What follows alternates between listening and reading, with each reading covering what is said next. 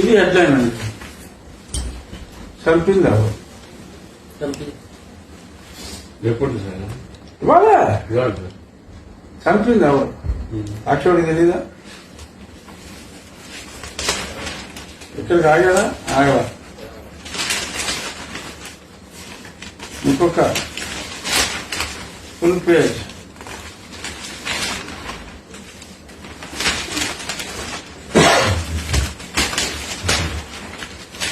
ఒక అర పేజీ.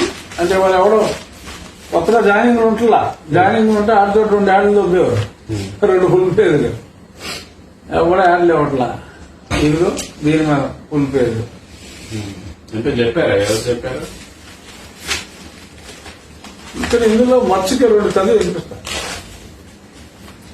నరెడ్డి రాజశేఖర రెడ్డి లేఖను దాచి గుండెపోటుని ప్రచారం చేసి వివేక హత్య కేసు దర్యాప్తు పక్కదారి పట్టించడంలో సునీత, ఆమె భర్త నర్రెడ్డి రాజశేఖర రెడ్డి, బావగారు నర్రెడ్డి శివప్రకాష్ రెడ్డిని కీలక పాత్ర. ఎందుకంటే హత్యకు గురైనప్పుడు వివేక తన స్వదస్తులతో రక్తంతో ఓ లేఖను రాశారు. ఆ లేఖను చూసిన ఎవరైనా అది మామూలు మరణం కాదని, ముమ్మాటికి హత్యేనని తెలిసిపోతుంది. అలాంటి ఆ లేఖను ఆ రోజు ఉదయం 6 గంటల 10 నిమిషాల లోపే వివేక పిఏ కృష్ణారెడ్డి చూశారు. ఆ విషయాన్ని వెంటనే సునీత భర్త రాజశేఖర రెడ్డికి ఫోన్లో చెప్పారు. మేము వచ్చే వరకు ఆ లేఖను కానీ వివేక సెల్ ఫోన్ కానీ ఎవరికి ఇవ్వవద్దు, పోలీసులకు కూడా చెప్పొద్దు అని వారు పిఏ కృష్ణారెడ్డిని ఆదేశించారు. ఆ లేఖను కనుక వెంటనే పోలీసులకు ఇవ్వమని వారు చెప్తుంటే మొత్తం వ్యవహారం మరోలా ఉండేది. ఎలా? వివేకాది హత్య అని అప్పుడే తేలిపోయేది. ఎవరు మృతదేహం వద్దకు వెళ్లేవారు కాదు. పోలీసులు తమ పని తను చేసేవారు. అది గోప్యంగా ఉంచడంతో అది నిజంగానే గుండెపోటు అనుకున్నారట. అవినాష్ రెడ్డికి కూడా తెలియలా అంత ఇది చేసిన. సో ఒరే సాక్షి, అక్కుపక్షి, నీకు నా ప్రశ్న ఇదా రేడు బట్ ప్రజలకు తెలియటం కోసం. డెఫినెట్ గా సాక్షి ఎంతమంది చదువుతారో కానీ మన ప్రోగ్రామ్ ఎక్కువ మంది రీచ్ అవుతుంది కాబట్టి ఇలా రాశాడండి సాక్షుడు. నేను అడుగుతున్నా, సో ఆ లేఖ రాయకుండా ఉంటే ఇందులో ఈడేమో రాశాడంటే అది హత్యని తెలిసేదట. మరి వీళ్ళు సగం తల పగిలిపోతే తలంతా కట్టేసి బాడీకేమో గొడ్డలతో నరికిన బాడీ కుట్లేసి మొత్తం బ్యాండేజ్, ఊర్లో ఉన్న బ్యాండేజ్ అంతా తెచ్చి ఒళ్ళంతా చుట్టేసి కట్టిన డాష్ నా కొడుకులకి. అంటే గుండెపోటు వస్తే ఒళ్ళు బద్దలైపోవటం, తలకాయ బద్దలైపోవటం, ఇవన్నీ పులిందులోళ్ళు గెస్ట్ చేశారా? ఆ లేకుంటే తెలిసేదట అది అసహజ మరణం అని. ఆ లేక ఎలిగడికి దగ్గరుండి ఈ సోకాళ్ళు వైఎస్ రెడ్డిలో ఒక 4-5 అందులో చేరి శివశంకర్ రెడ్డి ఈ బ్యాచ్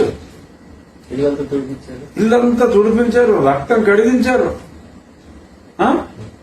గొడ్డలతో చేశారని వాళ్ళే చెప్పారు.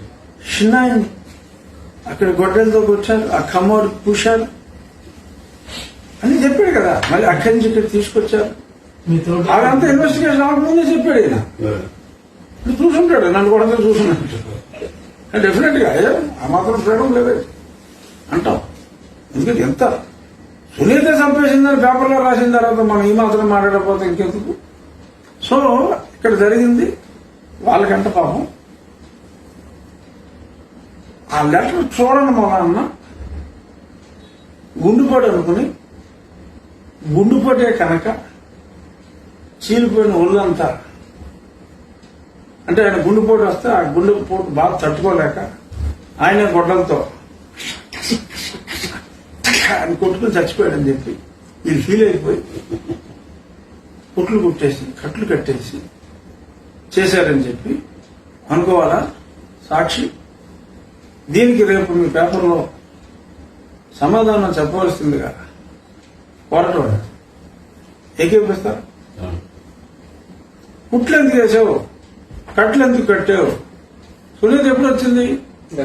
అక్కడ బయలుదేరి 7 గంటలకు 8 గంటలకు బయలుదేరి ఒక 5 గంటలకు చేరింది. అంటే 7 తర్వాత 5 గంటలకి అమ్మాయిని తీసుకుని చేరింది. అబ్బాయి గారేమో నిదానంగా హెలికాప్టర్ని వాడకుండా, విమానం వాడకుండా స్లోపో అని చెప్పి స్లోగా వచ్చినట్టుగా తెలిసింది. ఆ డ్రైవర్ కూడా చనిపోయాడు, స్లోగా పంపించుంటాడు. మాకు లిమిటేషన్లు ఉంటాయి. మీరు విలేకరులు మీరు ఏదో మాట్లాడతారు, నాకెందుకు వచ్చింది గొడవ కాదు సార్, తెలిసిన తర్వాత మళ్ళీ ఇక్కడికి వచ్చిందని కూడా రాయాలి. ఇదిగో సునీత చెప్పి హైదరాబాద్ పోయి కూర్చొని మళ్ళీ తెల్లారి వచ్చిందని. ఇప్పుడు యాక్చువల్ గా పోస్ట్ మార్టం చేయమని ఇన్సిస్ట్ చేసిందే సునీత. ఇది ఎంతసేపు సునీతకి భర్తకే సంబంధం లేదని తేలిపోయింది. కప్పెట్టాలని చూసినోడు కట్లేసినోడు ఎవడో, అంతెందుకు సిబిఐ క్లియర్ గా చెప్పేసింది. వీళ్ళు ఆ డ్యానికి కొన్నారు, వేసేసిన నా కొడుకులేమో అక్కడ ఉన్నారు, వీళ్ళిద్దరునేమో ఎక్కడో హైదరాబాద్ లో ఒక భవంతిలో ఉన్న ఒక యువతికి ఎవరికో ఫోన్ వెళ్ళింది. వారు అప్పుడు డిస్కషన్ లో ఉన్న, ఎన్నికల డిస్కషన్ లో ఉన్న అప్పటికే గత చీఫ్ సెక్రటరీ, ఇంకెవరో కొంతమంది సలహాదారులు ప్రజల్ని మోసం చేయటం ఎలా అనే స్కెచ్ అంటే మేనిఫెస్టో అంటారు దాన్ని. సో అది తయారు చేసే సమయంలో టక్క తెలుగు కొడతాం, మేడం గారు పిలుస్తున్నారంటాం, నేను వెళ్ళటం, మరి వచ్చి చిన్న నోమోర్ అంటాం, మరి క్యాన్సిల్ చేయటం 6:10కి ముందే జరిగిపోయింది. అది ఏ టైం చెప్పామన్నా నేను పంపించి చెప్పేసాడు, బుక్ అయిపోయాడు. మళ్ళీ కేసు రాకుండా చూస్తున్నాడు. అందుకే ఈయన మాట్లాడిన దాని గురించి ఇందులో రాయడు. అల్లే హత్య చేసేసి హత్య నేను చేశానని చెప్పాడు కదా దస్తగిరి, ఆ దస్తగిరితో కలిసి తిరుగుతాడు అంటారు. అరే నేను తప్పు చేశాను రా నాయన, డబ్బు కక్కుర్తి పడ్డాను, వేసేసాను, నేను రియలైజ్ అయ్యాను, అప్రూవర్ అయిపోయా, శిక్ష తగ్గుద్దని చెప్పి అప్రూవర్ అయ్యా, లేకపోతే ఎలాగో దొరికేశాను. దొరకపోతే ఆడబడికి ఎందుకు ఒప్పుకున్నాడు? బొక్కలు వేసాక చెప్పాడు, బాబు అవును అప్రూవర్ అయిపోయినాడు. ఇక్కడ లెక్కల కేసులు అవ్వలే అప్రూవర్, బోల్మన్ శరత్చంద్రారెడ్డి అప్రూవర్ అవ్వాల. సో అప్రూవర్ అయితే చట్టంలో కొంత రిలీఫ్ ఉంది కాబట్టి అప్రూవర్ అయిపోయి దొరికేసిన తర్వాత అప్రూవర్ అయిపోయి అయ్యాడు. అప్పుడు సీఎం ఆయన 10 రోజుల్లోనే చేయొచ్చు కదా ఎంక్వైరీ, చేయొచ్చు అంటే మరి ఇతను కోర్టుకు వెళ్ళి ఆర్డర్ కూడా తెచ్చుకున్నాడుగా. ఏం ఆర్డర్ అంటారు దాన్ని? క్యాగ్ ఆర్డర్ తెచ్చుకున్నాడు. సిబిఐకి ఇవ్వాలి, ఇది చేయడానికి వెళ్ళదు, సిబిఐకి ఇవ్వాలి, ఇది చేయడానికి వెళ్ళదు. తీరా అయిపోయిన తర్వాత సిబిఐ వద్దు నేనే చేస్తాను. ఈ డ్రామా అంతా అందరికీ తెలుసు కదా. అంతా లేపేసింది ఎవరో అందరికీ తెలుసు, లేపేయించింది ఎవరో అందరికీ తెలుసు, బెనిఫిషియరీ ఎవరో అందరికీ తెలుసు. అసలు మాషన్నాయన మా బీసీ మా ఎస్సీల లాగా మాషన్నాయన్ని మీరు గతంలో కొట్టాడని చెప్పి ఎంతమంది చెప్పారు? మాకు తెలుసు. ఆయన రాజీనామా ఇచ్చేసిన తర్వాత కూడా మేడం సోనియా గాంధీ గారు ఒప్పుకోలేదు కాబట్టి ఆయన కంటిన్యూ అయ్యారు. అసలు 2004లోనే ఈయనకి 26 అంటే నేనే ఎంపీ అని కూర్చున్నాడు ఆయన. అప్పుడు ఇవ్వాల రాజశేఖర రెడ్డి గారు. సారీ 99లో 99కి 26 ఏళ్ళు. అప్పుడే నేను ఎంపీ అన్నాడు. 2004లో కూడా కుదరలా. రాజీనామా చేయించి ఆయన నాన్న సీఎం అయ్యాక 2007లో బై ఎలక్షన్ వస్తుంది, నెగ్గాలనుకున్నాడు.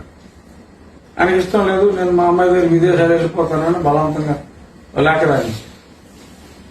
సో ఎవరు బెనిఫిషియర్ ఈ మర్డర్ లాగైనా సార్ ఆ లేఖ కూడా ఇప్పుడు మర్డర్ టైంలో ఎక్కువ లేఖ రాయించారు, అప్పుడు కూడా ఆయన అంటే అది అంటే చేయి చేసుకుంటే ఆయన మనస్తాపంతో నిజంగానే వెళ్ళిపోవాలని అనుకున్నాడు. ఆయన మేడం అడ్డుపడింది.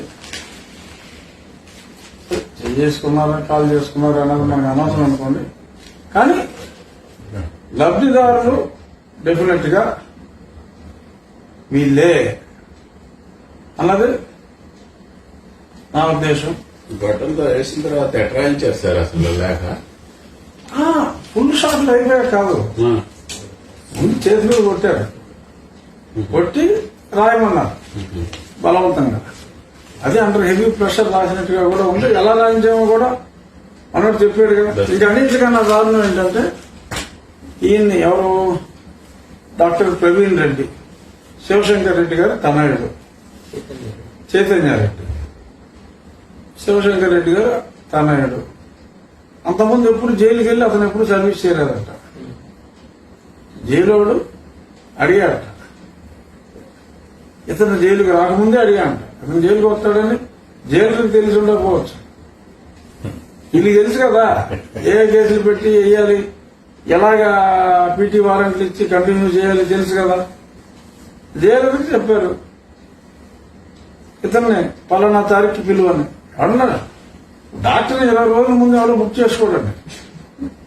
జైల్లో డాక్టర్ని 20 రోజుల ముందు బుక్ చేసుకోడు.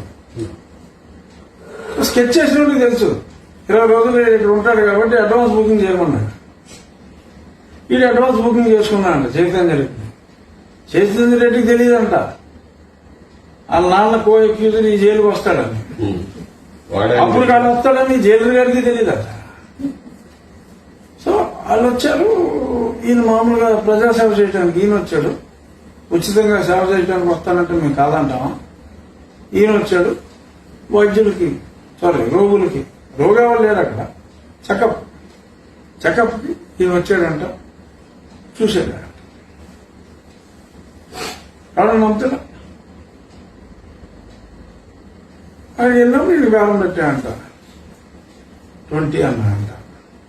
మా ఎమ్మెల్యేలు అందరినీ షో అంటున్నారు కదా, ఒక ఎమ్మెల్యే షో చేసింది ఇచ్చేస్తారు 20 అన్నాడు.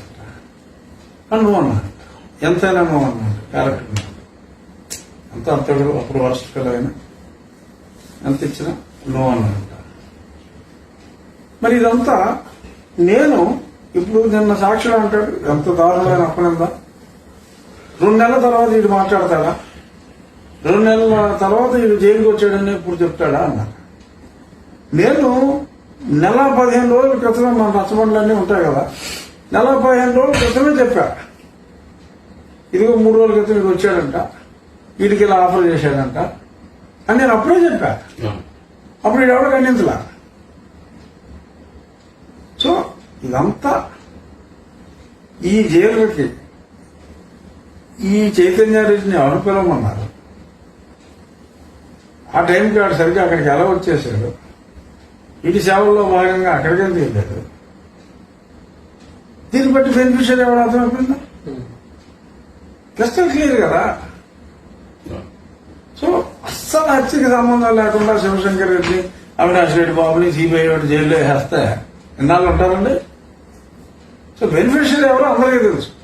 ఈ సంబంధం లేని వాళ్ళని ఆ చంద్రబాబు నాయుడు పేరు చెప్పు, రఘురామకృష్ణరాజు పేరు చెప్పు అని రాసుకుంటున్నారు. రామ్ సింగ్ వీళ్ళు ఎవరినైనా కొనేసి రకం వీళ్ళు.